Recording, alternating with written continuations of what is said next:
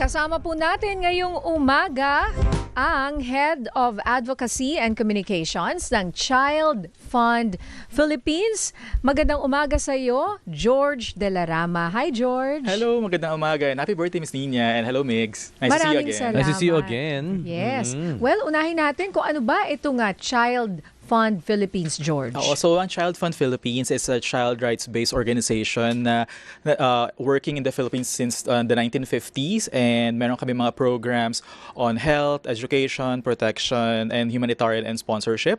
Tapos ang aming priority advocacy is to ensure na lahat ng mga bata ay ma-attain yung kanilang mga karapatan and yung kanilang well-being. Usually, anong gulang?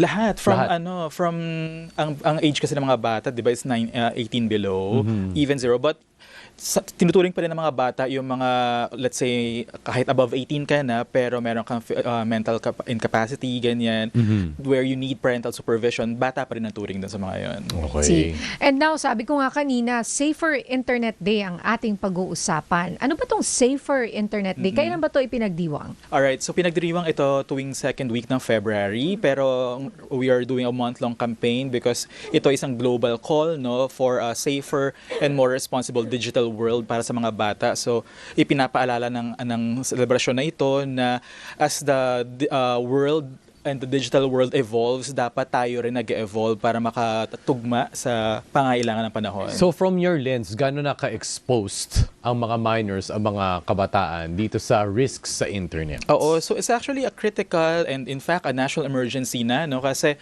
noong 2023 alone nasa 2.7 million ang nabiktima ng mga online sexual abuse and exploitation, and nung Sa Philippines, sa Philippines, sa Pilipinas. yes. And nung nag-pandemic tumaas siya ng 264.7% dahil mas naging tutok ang mga bata sa online dahil hindi sila pumapasok sa school ng pandemic. So doon umatake yung mga predators natin. Yun na nga. Ano bang Usually, klaseng pag-atake yan? Oo nga. Oo. George. Oo, nako, yung mga anong to is yung una identity theft, tapos yung mga cyberbullying, and then yung mga alam mo may nag-lead na nga to or nag-shift na nga to towards mga sextortion, ganyan, abuse, yung mga ganyan. Oo, so example of sextortion, ito ba yung niloloko nila yung mga bata, tapos bida blackmail, mga ganyan? Yes, so that's one, no? And yung iba pinagkakakitaan. Oo. So yung mga So paano, like, catfish? So sabihin natin, magpapasend sa'yo, magpapanggap na ito siya, ito yung identity niya, then eventually magpapasend, tapos iba-blackmail ka na. Ganun pa rin ba? Marami pa rin cases na ganyan, pero meron rin cases talaga na talagang ano lang siya, nagpapanggap lang siya for other reasons. Let's say baka crush niya yun, tapos pero still, hindi pa rin. Parang mga pedophiles, diba? di ba? Yes, Mga yes. And karamihan ba sa mga nang-aabuso ay sa Pilipinas or sa ibang bansa? Okay, so in the Philippines, sa report ng ating mga ng PNP at ng DOJ, karamihan sa mga yung mga nag-aabuso ay mga family members kasi sila yung mas nakakilala sa mga bata. Pero kung pag-uusapan natin ibang bansa, ang mga nangungunang mga bansa sa pagkakalala ko ay US, UK at saka Australia. Kaya yung mga bansang yun ay patuloy yung pagsuporta sa atin para malabanan yung online sexual abuse. Oo, at lagi natin pinag-uusapan, besides yung mga banyaga, na kumbaga talagang mapagsamantala, yung mga family members, yan po ang nakaka-alarma. Muli, no, anong kumbaga just a refresher, bakit nila parating ginagawa? Okay, so ang pinaka-common reason na sinasabi nila is syempre kahirapan. But of course, it's not, well, it's easy for us to say na hindi dapat ganun, pero syempre iba rin yung sitwasyon nila. And we're not justifying, pero we're just saying na yun yung madalas na nire-report nila or sinasabi nila dahilan, no? Sinasabi nila na hindi naman nahahawakan yung mga bata kasi online lang naman to.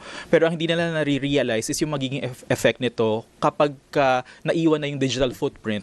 Let's say yung anak nila na nag-post na nakahubad, tapos hindi naman to agad-agad mawawala at pwedeng i-reshare. So, andun yung potential. Nagkaroon na kayo ng case na ganun? Maraming cases na ganito. Kamusta? Oo, so may mga ahensya tayo na nag-action dito, like yung mga PNP, cybercrime group, yung Women and Children's Protection Center, ganyan, IJM for example, yan.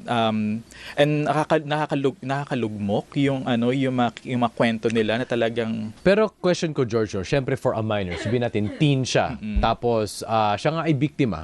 ano yung POV ng isang biktima no, na baka hindi pa na-realize lahat yun? Like what we know now, di ba? And paano siya, kumbaga, nire-reform at talagang inaalagaan? Totoo. Kung hindi aware yung bata sa mga nangyayari sa kanya, maaari siyang mapatuloy na maabuso. Kaya importante talaga yung awareness na dapat alam nila kung tingin nila mali na ba itong ginagawa sa kanila. Dapat alam nila kung saan yung boundaries nila or yung mga ano. So, ang point of view ng mga bata na nabibiktima dito, is syempre for them, sa murang edad, hindi pa nila alam na mali ito. Yung iba naman na na aware na, pero dahil sa dala ng pangailangan, so parang no choice sila, kailangan nilang gawin, which is dapat hindi ganun yung nangyayari. Is it also, kumbaga, a point of view na tulong ko to sa pamilya? Kaya parang na-justify siya in their heads or in their families? Totoo. Maring hindi lang to internal justification, maring external rin na maring sinasabi ng pamilya, tulungan mo kami kasi mahirap lang tayo, ganyan. Pero hindi dapat ipinapasa sa mga bata ang responsibilidad na buhayin ng isang pamilya. Oo. At so ngayon, ano ba yung mga particular na projects or mga inisyatiba ninyo dyan sa Child Fund Philippines upang maprotektahan ang mga batang ito laban sa online abuse? So meron kami mga digital literacy and online safety programs at mga tawag dito technology and learning gap programs para mas maging aware at mas maging digitally skilled at aware ang mga bata sa mundo ng teknolohiya ngayon at mas maging protektado sila dahil alam na nila yung karapatan nila. So okay din na i-expose sila early with the right framework. Yes, Oo. it's really important na start them young, but start them young responsibly and start them young with the proper support, and the initial support will definitely come from the family, from the parents, ganyan. Tama, hindi basta binigyan mo na ng gadget tas bahala ka na. Totoo. I-expose mo nila sa gadget para matuto sila kung ano yung dapat. Oo. The gadget is just a tool, pero hindi na to ang protection ay hindi isang tool.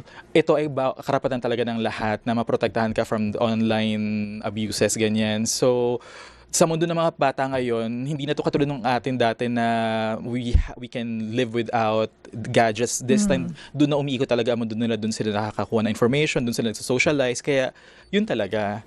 Oo. So in your practice, no, sa inyong ginagawa dyan sa Child Fund Philippines, meron ka bang mga concrete examples kung saan ginawa nyo itong mga proyekto na ito or meron kayong naagapan na kaso ng child abuse So online? sa Child Fund kasi mas more on preventive stage kasi mas tingin namin mas dapat kaysa pinaabot na natin sa malalang stage na na kaya yung mga nabanggit ko kanina, mga PNP, mga IJM, sila yung talagang nag-uusig. Pero on our end, yung mga organizations, mga children's rights organizations, more on talaga to, awareness raising and capacity building para maprotektahan ng mga bata yung sarili nila against online abuses. So pumupunta ba kayo sa mga barangays, mga komunidad? Oo. May mga barangays, mga underserved communities from all over the Philippines na talagang kailangan ng suporta para mas maging digitally aware at safe yung mga bata.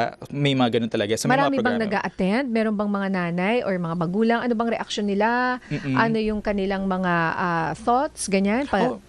Yes, totoo yan. Actually, may mga, it's a whole of community approach. Hindi lang pwede mga bata to. Kailangan yung mga magulang rin, yung mga teachers rin, and even the people in the community should know how to protect children online. No? Actually,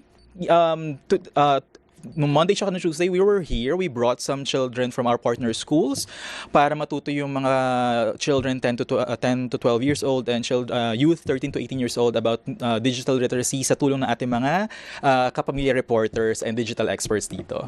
Yan. Ayun pala isa pala sa kanilang mga proyekto. Pupunta pa.